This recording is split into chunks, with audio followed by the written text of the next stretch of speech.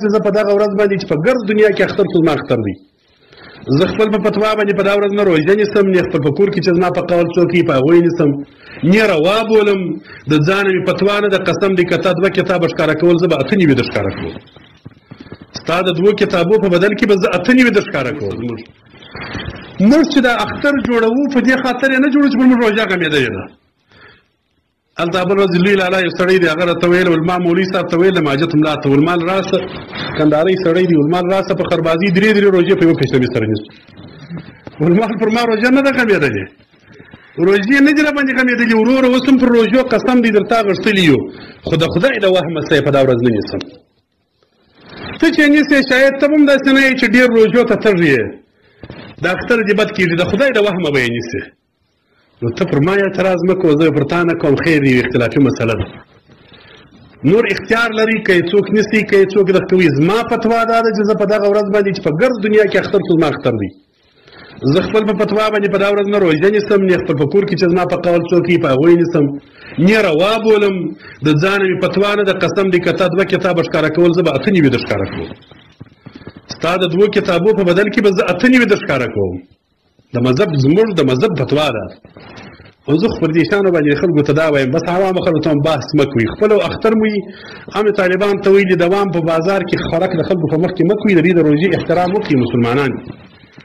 موږ تاسو خپله چې کوو، موږ په خپله مدرسه کې په دا ورځ اختر جوړو، هر کال یې جوړو، خپل خیرات کوو، خپله کاسې خورو، خپلې غوښې پخوو، بس خورو یې دغه د خدای تعالی لپاره چې خورو یې د خدای لپاره.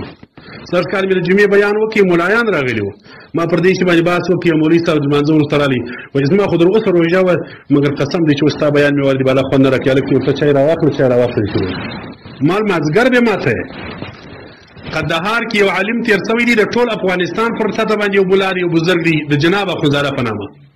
جناب بابا ډېر مشهور عالم تېر سوی دی، الله دې رحم پر وکړي، د افغانستان د اکثرو علماو استاد.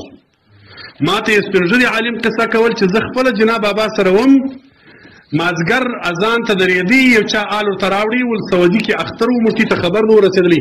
دول یقیني به نه وي دا خبر، ول یقیني راډیوګانې پر وغږېدلې. ول هلک چې ول اوبه راوزغله، دا اذان کوم چې په ګناه کې ونه کړم.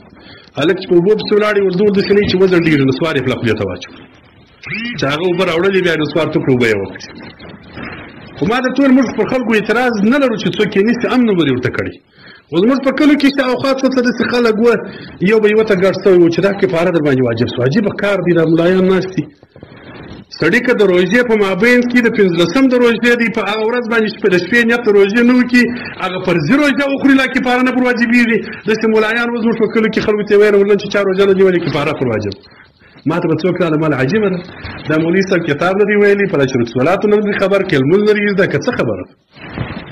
نو ما بیا جمعې په ورځ خلکو ته ځکه خبرې وکړلې، ما ورته ګورې زه اعتراض نه کوم، مګر خو چې څوک پر دې اعتراض لري چې دا اختر نه دی، اختر دا بلکل 100% کې خطا دی، 100% کې په دې مسله کې خطا دی.